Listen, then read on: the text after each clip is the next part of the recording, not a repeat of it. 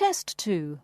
You will hear a number of different recordings, and you will have to answer questions on what you hear. There will be time for you to read the instructions and questions, and you will have a chance to check your work. All the recordings will be played once only.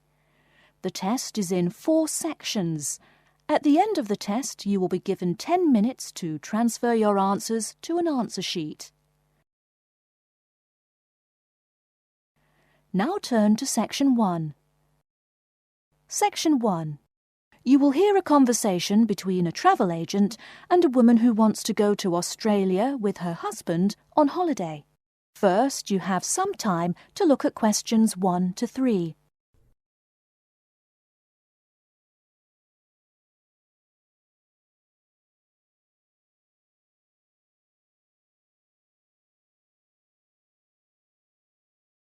You will see that there is an example which has been done for you. On this occasion only, the conversation relating to this will be played first. Good morning. I've been looking at your holidays to Australia in your brochure. I'm thinking of going during the second half of next month. Good morning. As you can see from our brochure, we offer a wide variety of packages to various destinations in Australia.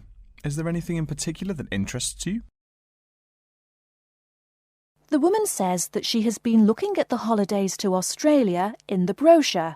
So, brochure has been written in the space. Now we shall begin.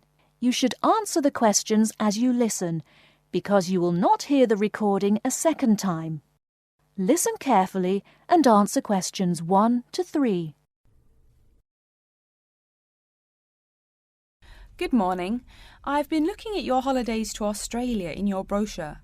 I'm thinking of going during the second half of next month. Good morning. As you can see from our brochure, we offer a wide variety of packages to various destinations in Australia. Is there anything in particular that interests you? Yes, my husband and I are very interested in the holidays in the outback. These holidays are becoming increasingly popular. Would you like to arrange flights and accommodation with us, or just accommodation? Can you arrange flights from Sydney? Certainly. OK, flights and accommodation then. Right, you said that you wanted to travel next month. Which date would you prefer? I should point out that there are no daily flights available, so if you have a flexible itinerary, that's better. Well, we arrive in Sydney on the 15th of April, and we were thinking of travelling to the outback on the 18th of August. April. OK, there's only one flight from Sydney to Alice Springs on the 18th, so I'll book you on that. It leaves at 10 in the morning, which is quite convenient. Shall I book 2 seats for you? Yes, please. As for your stay in the outback, you can see from the brochure that we offer 3 packages: budget, standard and luxury. The budget package is about $500 Australian dollars, the standard package is about $700 and the luxury one is approximately $1,000, though it does depend on exactly what you would like regarding extras. Which one would you prefer? Well, we can't decide between the budget and standard options. Well, actually, just looking at my computer here, on the date that you want to fly into Alice Springs, there is no standard accommodation available. It's fully booked, I'm afraid. That's okay. We think that the cheapest one should be fine for us. We don't mind roughing it for a few days, and we don't expect to be spending much time at our accommodations. We prefer the outdoors. Right, let's look at the room options. Before you hear the rest of the conversation, you have some time to look at questions 4 to 10.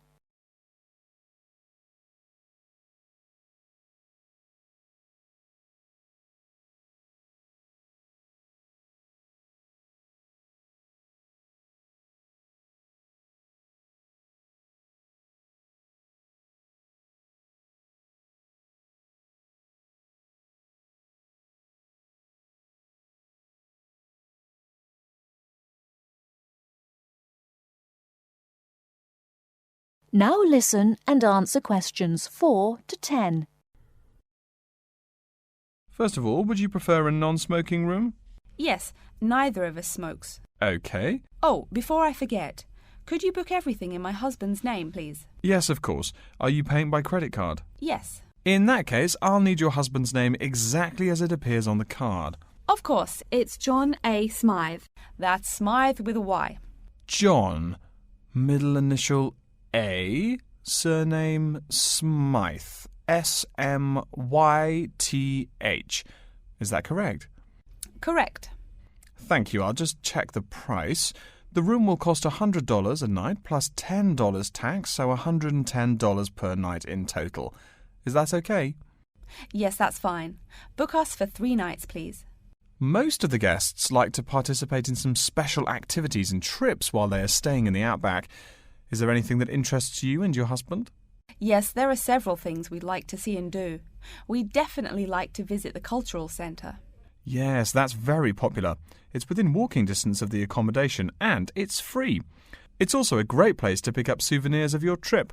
We were thinking about visiting one of the nearby farms.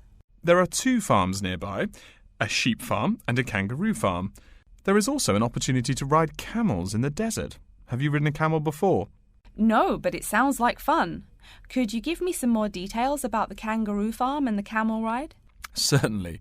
The kangaroo farm includes information on how the animals are raised, whilst the camel ride provides information on desert flora and fauna. Which would you prefer? You can arrange to see the kangaroos in the wild if you like, rather than on a farm. That sounds perfect. OK, we'll go on the camel ride and see the kangaroos in their natural habitat. OK, I'll arrange that for you. I forgot to mention that the journey also includes a stop at a place of Aboriginal artwork. It's a place well known for its stone carvings of animals and mythical creatures. That sounds great. Are the carvings in the desert? Yes. Wonderful. Well, that's perfect then. I'm sure you'll have a lovely trip, but remember that you need to take care in the sun. Yes, we're really looking forward to our trip. We really want to try to experience the dream time under the stars. Of course. That's what a trip to the outback is really all about. Yes. Now, how about the cost? That is the end of section 1. You now have half a minute to check your answers.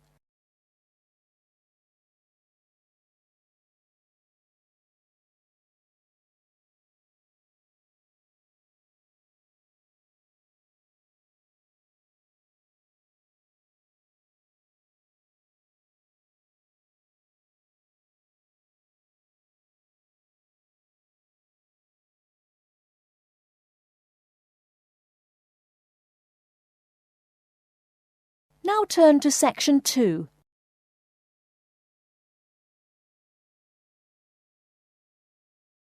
Section 2. You'll hear an announcement which is looking for some volunteers. First, you have some time to look at questions 11 to 15.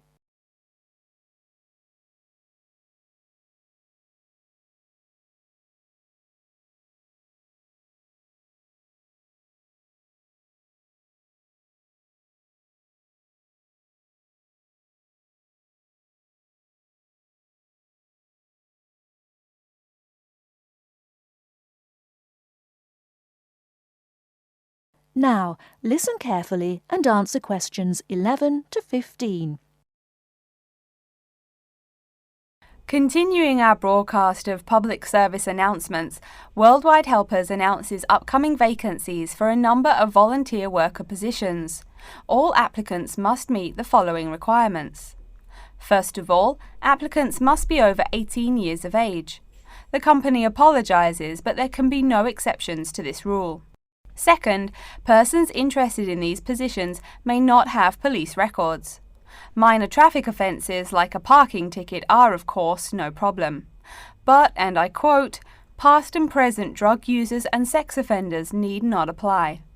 The employer will, of course, check with the police to verify your clean record. In addition, applicants must supply references from past or present employers or teachers along with their recent CV. These references must testify as to the applicant's work habits and/or character. Remember, these are references from employers or teachers. A note from your dear old mum won't do. Worldwide Helpers assures me that they will contact these references to confirm they are genuine. Although all positions are volunteer, the employer will reimburse some of your expenses. For example, they will pay for transportation to and from the job site. Aside from that, the cost of phone calls is covered. Before you hear the rest of the talk, you have some time to look at questions 16 to 20.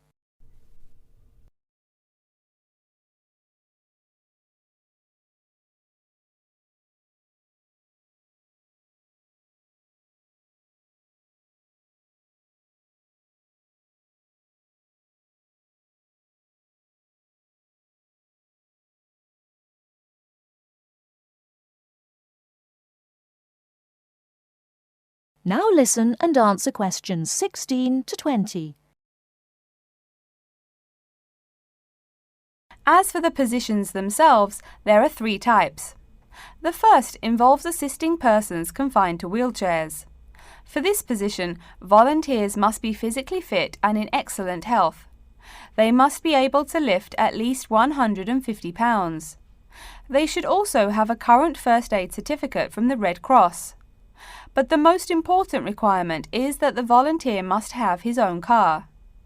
On Tuesday afternoons, the volunteers take their clients to various scenic spots around the city to experience and enjoy nature. If you don't drive but you'd still like to get involved, the centre has a number of openings for people to read to the blind. Readers must, of course, read English clearly. Persons with no foreign accent are preferred. For these positions, you must be available on Monday mornings. Oh, wait, I see a note here. There is one opening for someone who can read Urdu. Apparently, there is a Pakistani blind person who'd like to hear his or her native language, but the other positions are all in English. And finally, there are a limited number of volunteers needed to care for disabled children. I'm sorry, but the information I've been given does not say how many children or what disabilities they have. In any case, you are needed to care for the children for 1 week in August. Apparently, this will be at the close of the summer holiday. I would guess this involves helping them with the routine chores of daily life.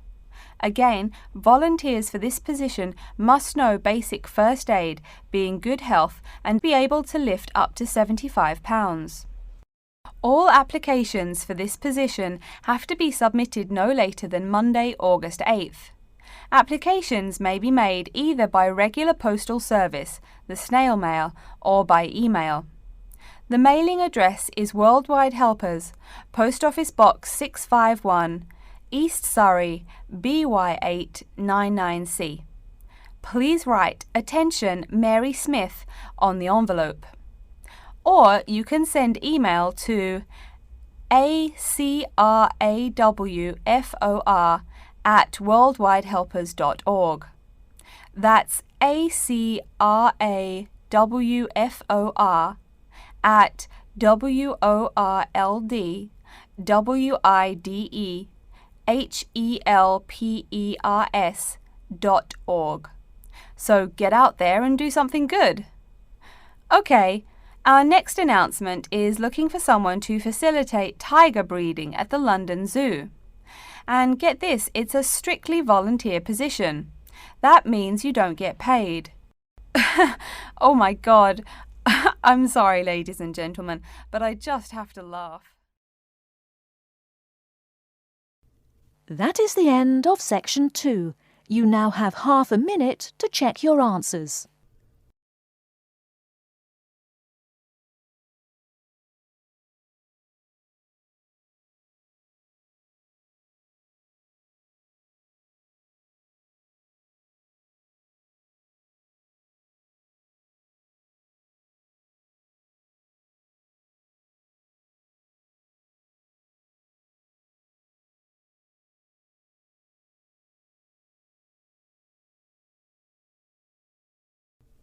Now turn to section 3. Section 3.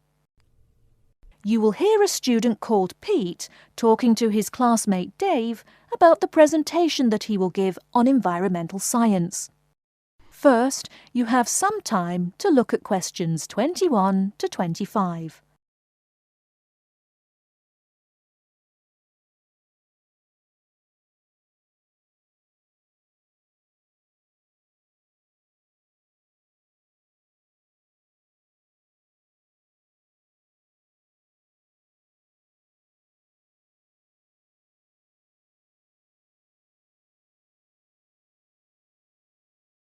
Now listen carefully and answer questions 21 to 25.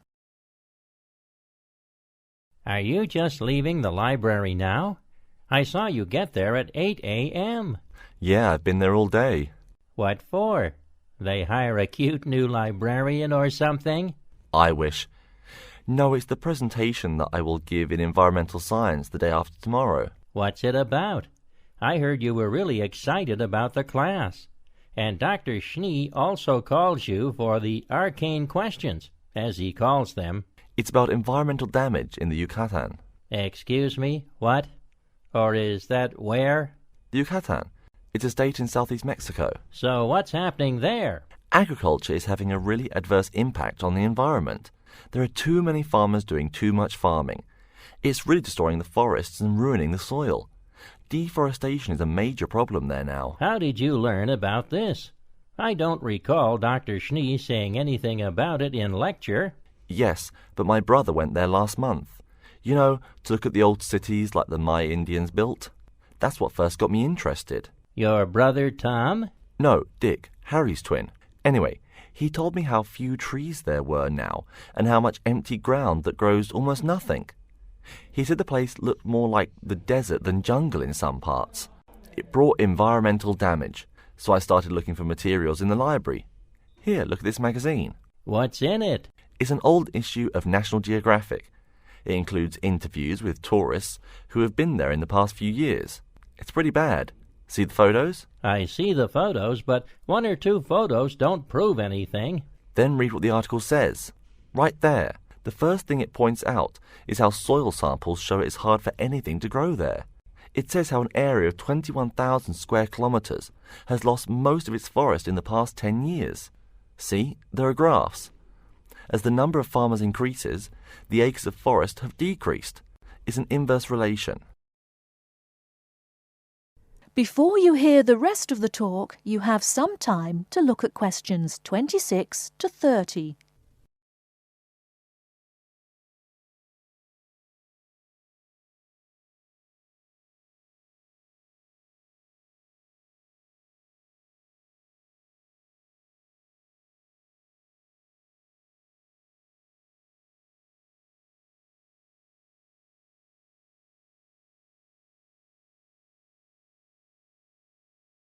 Now listen and answer questions 26 to 30. So, how big is that state? I'm sorry, but I've never really learned the metric system. It's bigger than the state of Massachusetts. That's shocking. Anything else? There's lots of else. Scientists say there's a growing area of about 10.5 square kilometers where nothing can grow at all. It's like the beginning of a desert. Oh, yes. What Dr. Schnee called desertification. But why can't anything grow there? I've never really studied soil chemistry. I'm just starting to look into that subject, but my sister Marie is a geologist, and she says the problem is that the soil has too much saline, with no plants helping to adjust the chemistry. Apparently, that's a common problem with soil types throughout the areas with rainforest. Once you lose the plant cover, it's difficult to bring it back. Reforestation is almost impossible, even if the land is not being used for other purposes. Wait a minute. What is saline? Saline is salt dissolved in water. Scientists who have gone there have taken measurements. They do this by gathering a sample of the soil and running a simple test that shows the ionization of the solution. The geology department in our own university has reviewed the soil at the site too. They're right. It looks pretty bad. The level of salinity is going up. But the plants that would solve that problem can't be planted in soil like that. There is a narrow spectrum of salinity in which the plants will grow. And once you pass the threshold, there is no way to put the problem right? Exactly. It's possible that no one can do anything to stop the trend now. And all because of human greed. Wait a second. How do you know these scientists can be trusted? What kind of reputation do they have? Are they reliable? Oh, they're definitely reliable. They include 4 members of the faculty from the geology department right here at MIT. Here, study these photographs and check the damage yourself. That's what Dr. Horst, who wrote the book here, did. He's newly appointed, but Dr. Schnee said that he's brilliant. So, where are you going now? I'm headed over to the geography department to borrow a map for my presentation. You know, this whole problem could have been avoided. The farmers there in the Yucatan... Pete? What? Go take a break. Leave some studying for the rest of us. That is the end of Section 3. You now have half a minute to check your answers.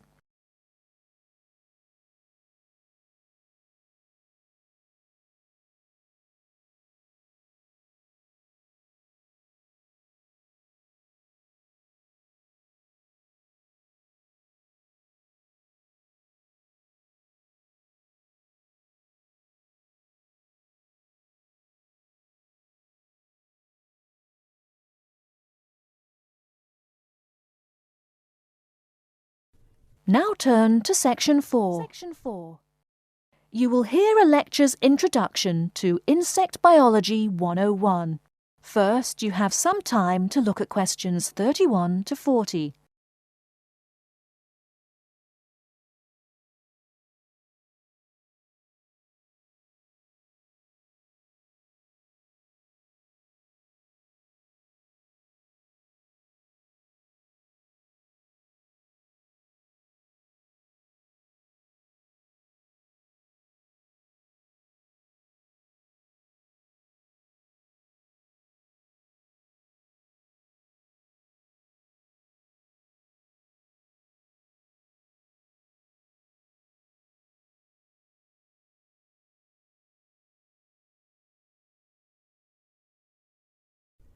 Now listen carefully and answer questions 31 to 40.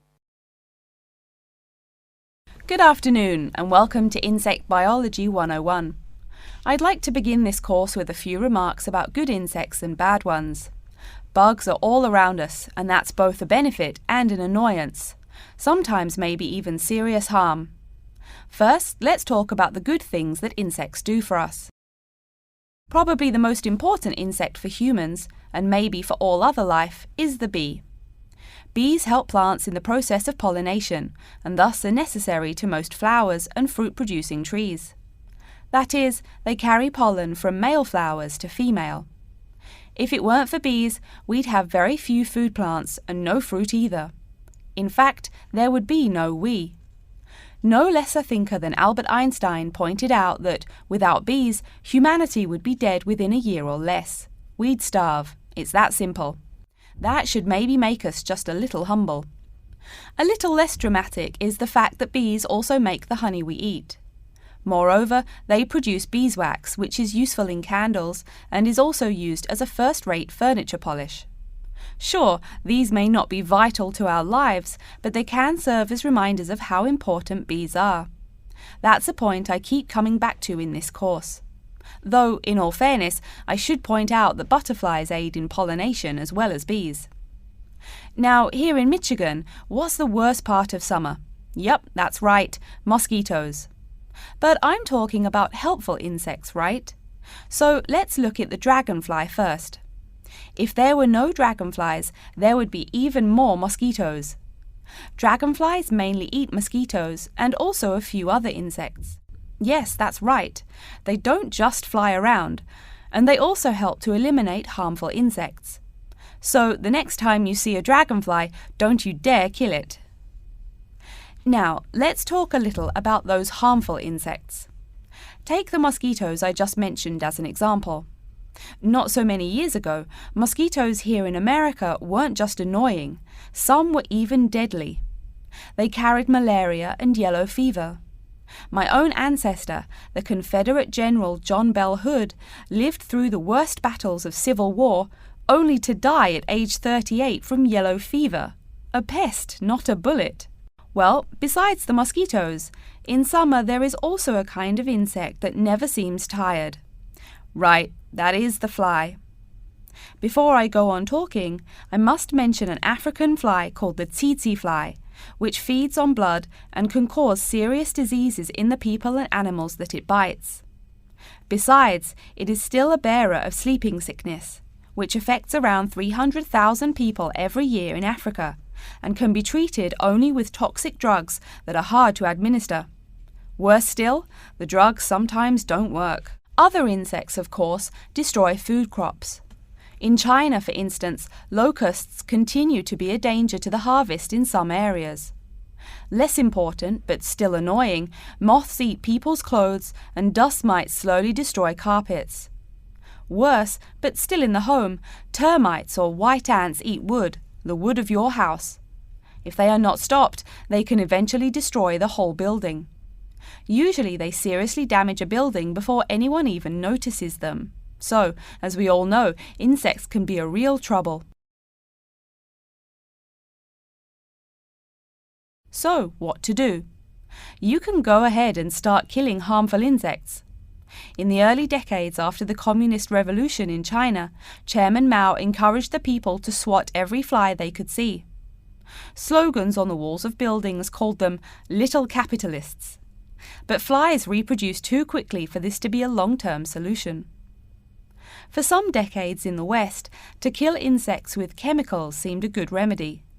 Unfortunately, chemicals can only be used in a limited area for a limited time.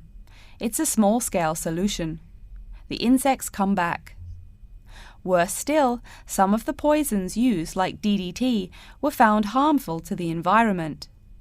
Many kinds of wildlife, like hawks, were harmed. And people in chemical-using rural areas have one of the highest rates of liver cancer in the world. It's no secret that chemicals remain harmful to humans. Like all species, insects adapt to their changing environments at an amazing rate. When a new chemical is introduced to their habitat, the insects that survive are generally the ones with some way of resisting the harmful effects. They then breed with the other survivors, and just like that, insects become resistant to most poison in a few generations. An insect generation, remember, is a couple of months at most. So again, we have to ask, what to do? Well, there are biological solutions. Some of these are pretty simple. One is destroying the insect's habitat. You take away their home or food. Cleaning your kitchen is the best way to prevent roaches. No garbage, no food. Getting rid of marshes and swamps eliminates mosquitoes. Other solutions might include bringing in dragonflies or bats in areas where mosquitoes are many. This is a cheaper alternative to chemicals. Biological methods like this also bring no extra pollution to the environment. But you have to be careful. If you change the environment too much, you might be hurting other forms of life accidentally. One recent method of controlling insect populations involves interrupting their breeding cycle. What does that mean? It means birth control for bugs. Insects are provided with food that makes them unable to reproduce. Since they can't have babies, the population disappears, or nearly so. And since no young are born, resistance is not a problem, with no young insects developing increased resistance. Interrupt the life cycle, eliminate the bug. It's clear that we must have an understanding of the life cycle of the insect. At least, that's the plan. We'll go into more detail as the course goes along. Now, I will stop here to see whether you have any questions or not. That is the end of Section 4. You now have half a minute to check your answers.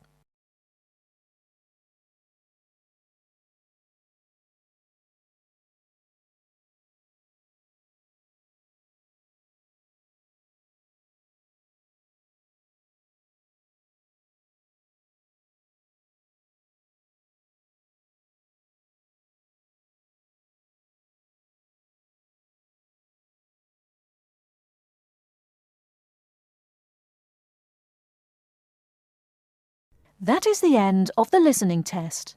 In the IELTS test, you will now have 10 minutes to transfer your answers to an answer sheet.